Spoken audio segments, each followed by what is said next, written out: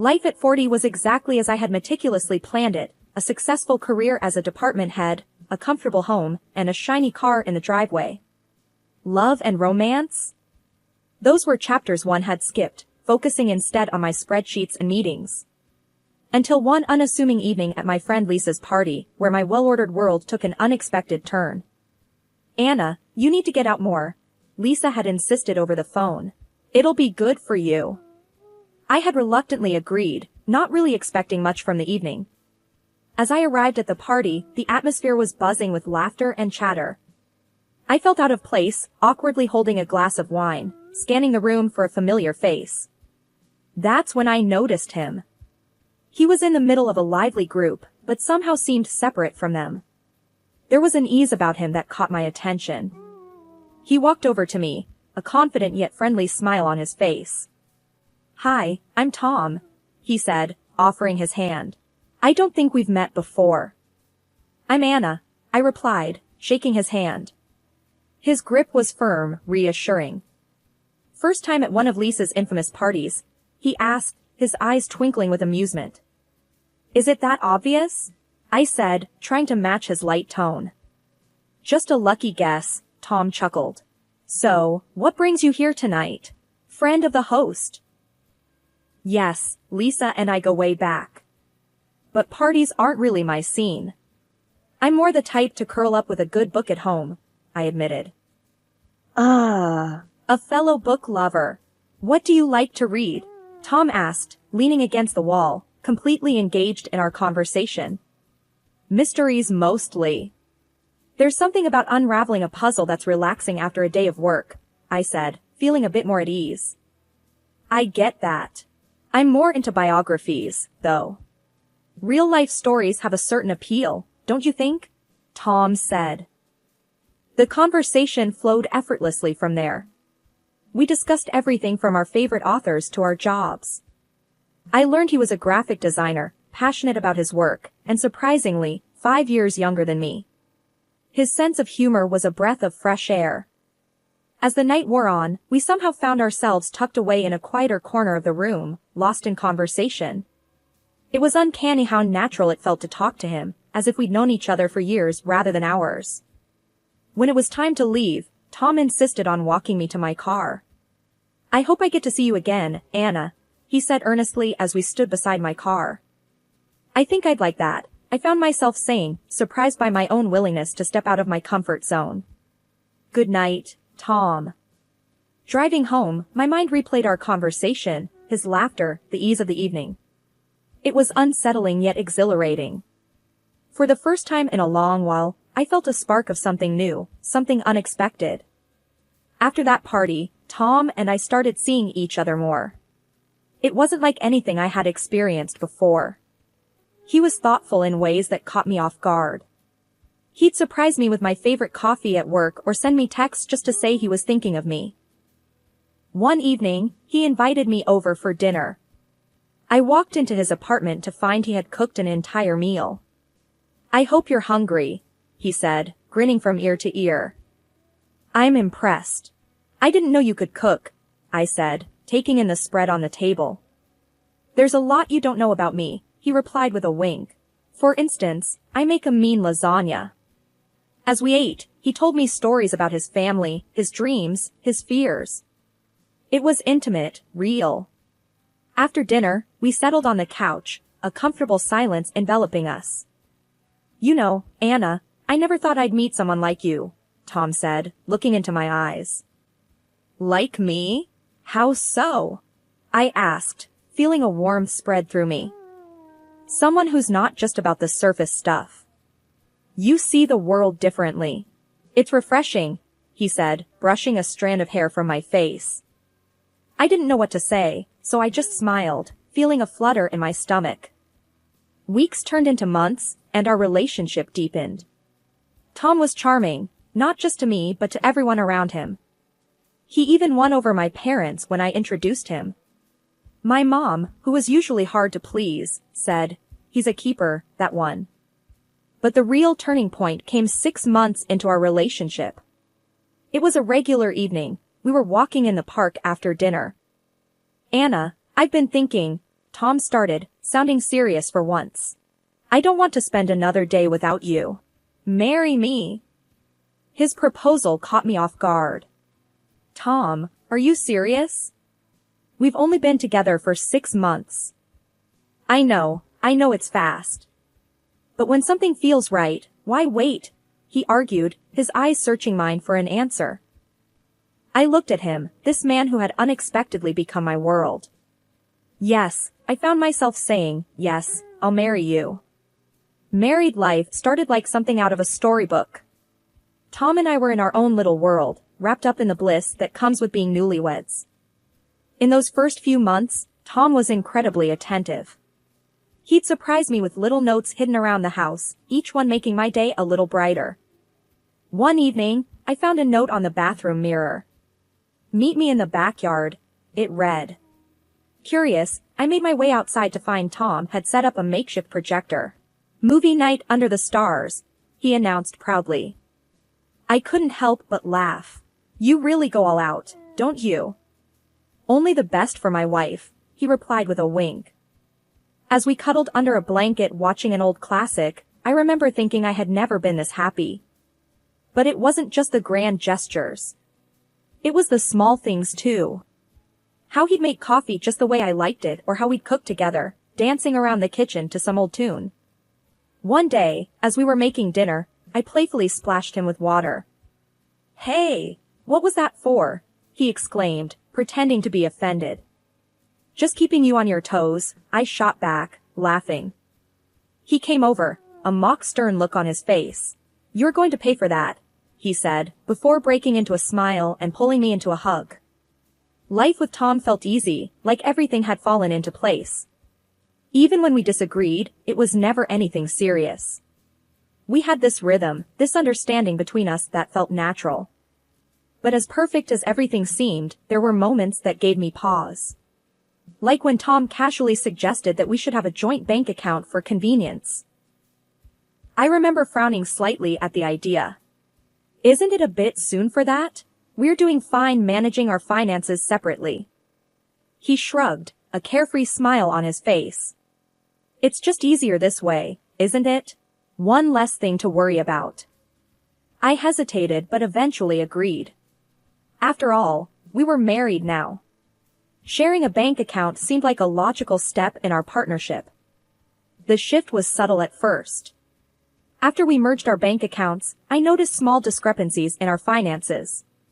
Tom started spending more, often on things that seemed extravagant. One evening, I decided to bring it up. We were sitting in the living room, bills scattered on the coffee table. Tom, I've been noticing some large amounts coming out of our account lately. Fancy suits, high-end gadgets, it's a bit much, don't you think?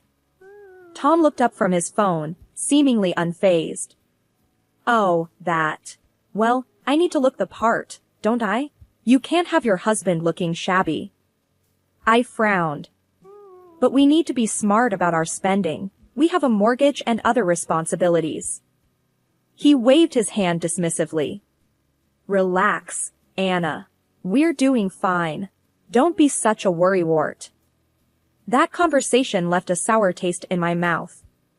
Tom's attitude towards money was so different from mine. I was used to saving, planning for the future, while he seemed to live in the moment, unconcerned about tomorrow. As weeks passed, Tom's behavior started to change in other ways too. He seemed less interested in spending time with me, often opting to go out with his friends instead. Then came the day when Tom dropped another bombshell. He came home early from work, a buoyant smile on his face. Guess what? I've decided to go part-time at work. I'll be working only till noon, he announced cheerfully as he raided the fridge. I stared at him, dumbfounded. Part-time? Why? We haven't discussed this. He shrugged, grabbing a beer. I figured since you're doing so well with your job, I could take it easy. Plus, I want to focus on my hobbies, maybe hit the gym more. I felt a surge of frustration. Tom, we're a team. Decisions like this should be made together. He looked at me, his expression one of annoyance. Why are you making a big deal out of this? It's not like we can't afford it. The conversation escalated from there, ending with Tom storming out of the room. I sat there, feeling a mix of anger and disbelief. It was around that time that I suggested maybe we should start thinking about having a child, hoping it would bring us closer. Tom's reaction, however, was far from what I expected. A child? Are you serious, Anna? I think you're a bit too old for that, he said bluntly, not even looking up from his phone. His words stung. I was taken aback by his insensitivity. Too old? That's a harsh thing to say, Tom. He shrugged. It's the truth. Besides, I'm not ready to be tied down with kids. I couldn't believe what I was hearing. This wasn't the Tom I married. He used to be considerate, loving. Now, he was turning into someone I hardly recognized. As the days turned into weeks, the distance between us grew. The man I fell in love with was fading away, replaced by someone who seemed to care only about himself. I started to feel more like an ATM than a wife, a provider rather than a partner. The changes in Tom were becoming more pronounced, and it felt like our marriage was on a slippery slope. His part-time job meant he was home more, but not in the way I had hoped. He spent most of his time at the gym or hanging out with friends, leaving me to handle the household chores. One evening, I came home exhausted from work, only to find the house in a mess. Tom was sprawled on the couch, scrolling through his phone. "You're home early," I commented, dropping my bag. He didn't look up. "Yeah." Gym was crowded. Decided to skip it. I sighed, looking around. "Tom, since you're home more, do you think you could help out with some of these chores?" He frowned, his tone defensive. "What? Now you want me to be a house husband? That's not my thing, Anna." I felt my patience wearing thin. It's not about being a house husband. It's about helping each other out. He shrugged, unmoved. "I don't know, Anna. I have other things to do." I bit back a sharper retort, feeling a growing sense of frustration and loneliness. It was like talking to a wall. He just didn't get it, or he didn't care. I couldn't tell which was worse. The situation worsened when I suggested he could use his free time for something productive, like taking care of the house or cooking. "Me? Cook? Come on, Anna, you know I'm no good in the kitchen." He laughed it off. "But you could learn. It would be helpful," I pressed, hoping he'd see reason. He scoffed. "I have better things to do with my time." I felt a surge of anger. "Like what? Going to the gym and hanging out with your friends?" He rolled his eyes. "You just don't get it, do you? I need my space, Anna." I couldn't believe what I was hearing. This was not the partnership I had signed up for. I was working full-time, managing the house, and now, apparently, I was expected to be okay, with his complete lack of contribution. The final straw came when I found out about his demands at home. One evening, I came home late from a particularly grueling day at work. "Hey, what's for dinner?" Tom asked as soon as I walked in. I was taken aback. "I just got home. I thought maybe you'd have something ready since you were home all day." He laughed, as if I had made a joke. "Me? Cook? Come on, Anna. That's your thing." I stood there, disbelief and anger swirling inside me. "My thing? What about teamwork, Tom? What about supporting each other?" He just shrugged, completely indifferent to my feelings. I went to bed that night feeling more alone than ever. The man I had married, the man I thought I knew, was becoming a stranger to me. Our conversations were now either superficial or arguments. The warmth and connection we once shared seemed like a distant memory. One afternoon, while doing a deep clean, I moved the bed to get to the dust underneath and spotted something glinting against the wall. Reaching down, my heart sank as I picked up an earring that certainly wasn't mine. The cold wave of realization hit me hard. Sitting on the edge of the bed, I turned the earring over in my fingers, a storm of questions and fears swirling in my mind. When Tom returned home later, I confronted him directly. "Tom, I found this earring under our bed. It's not mine. Can you explain? He glanced at the earring with a nervous laugh. Where did that come from? Maybe it's from one of your friends. I knew none of my friends owned anything like this. No, Tom. My friends haven't been over in ages. And they don't wear this style. He gave a casual shrug, but I could tell he was uneasy. I don't know, Anna. Maybe it's yours and you forgot about it. I felt frustration building inside me. I know what my jewelry looks like, Tom. This isn't mine. There was a tense silence. Finally, Tom sighed and admitted, okay, it probably belongs to a friend of mine. A friend? My voice trembled with a mix of disbelief and hurt. Yeah, she must have dropped it when she was here, he said, avoiding my gaze. The room seemed to spin as I processed his words. When she was here, in our house, in our bedroom. He gave a half-hearted defense. It's not a big deal, Anna. It was just a visit. I was incensed. Just a visit? You brought another woman into our home, our bedroom? That's a big deal, Tom. He tried to downplay it, but I could see right through his act. You're overreacting, Anna. It was nothing. The conversation escalated from there, ending with Tom storming out and me left alone, feeling a deep sense of betrayal. That night, as I lay in bed, Tom's admission replayed in my mind. I realized that my marriage had hit a point of no return. I couldn't just brush this under the rug. I needed to know the extent of Tom's betrayal, to understand what I was dealing with. The next day, I picked up the phone and dialed an old friend. He was someone I had known for years, someone discreet and skilled in handling sensitive situations. Hey, it's Anna. I need a favor, something personal. I need to know what's really going on when I'm not around. Can you help? There was a brief pause on the other end. Of course, Anna. I know just how to handle this. Let's meet and discuss the details. Then came the incident that broke the camel's back. My father had an accident and needed a wheelchair. I found a state-of-the-art model that would give him some independence, but it was expensive. I didn't hesitate, though. This was my dad, and he deserved the best. I was discussing it on the phone with my mom when Tom walked in. What's that about a wheelchair? He asked, a curious look on his face. I hung up and turned to him. My dad had an accident. I'm buying him a modern wheelchair to help him get around. He raised his eyebrows. Sounds expensive. How much? I told him the amount, and his reaction was shocking. Are you crazy? That's a lot of money, Anna. I was taken aback. It's for my dad, Tom. He needs it. He scoffed. Your dad's old, Anna.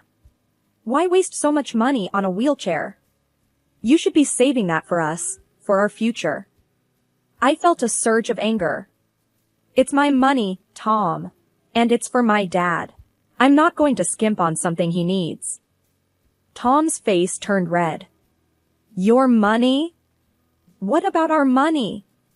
You know what you should be buying instead? That motorcycle I've been looking at. That's a better investment than some old man's wheelchair. I couldn't believe my ears. A motorcycle? You think a motorcycle is more important than my injured father? He shrugged. Yeah, I do.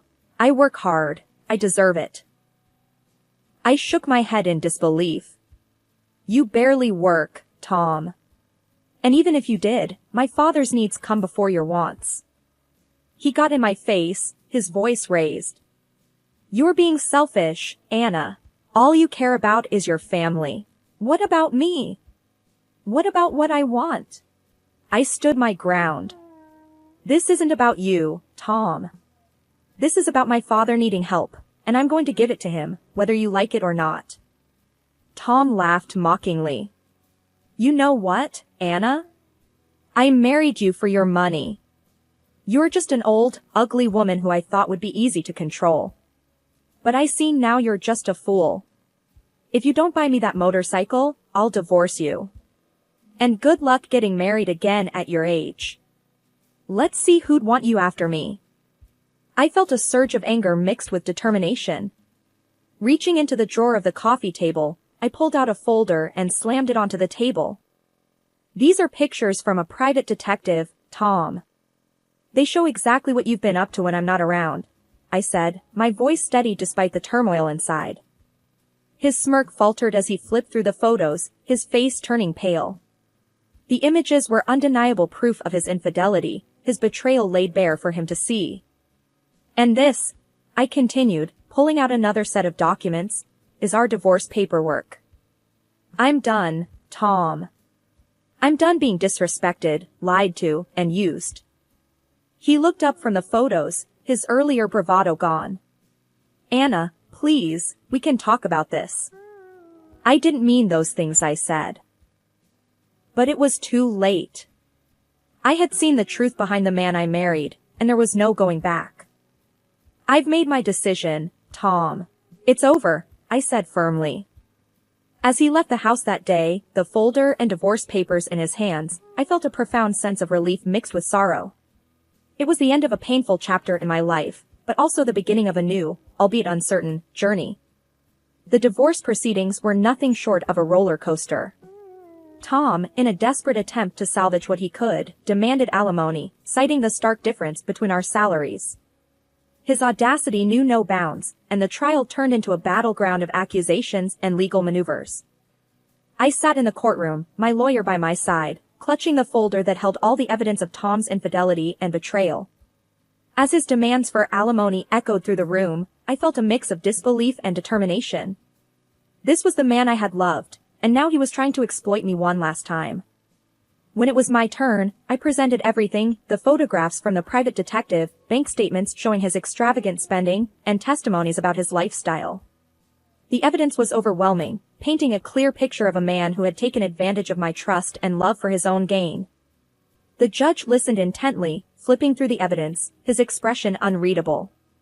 After what seemed like an eternity, he finally spoke. The court ruled in my favor. Tom's claims for alimony were dismissed, and the divorce was granted on my terms. I remember exhaling a breath I didn't realize I was holding, a weight lifting off my shoulders. It was over. The legal ties that bound me to Tom were severed, and I was free. In the aftermath of the trial, life slowly started to return to a new kind of normal. I focused on rebuilding myself, reconnecting with the parts of me that had been lost in the shadows of my marriage. One day, as I was having coffee with a friend, she mentioned Tom. Have you heard about your ex? He's in deep trouble. Debt's piling up, and I heard he's even hiding from some angry husbands. I sipped my coffee, feeling a sense of closure. Really? Can't say I'm surprised. He made his bed, now he has to lie in it. The conversation moved on, but a part of me felt a sense of vindication. Tom's actions had finally caught up with him. It was a harsh reality, but one he had brought upon himself. As I walked home that day, the sun setting in the distance, I felt lighter.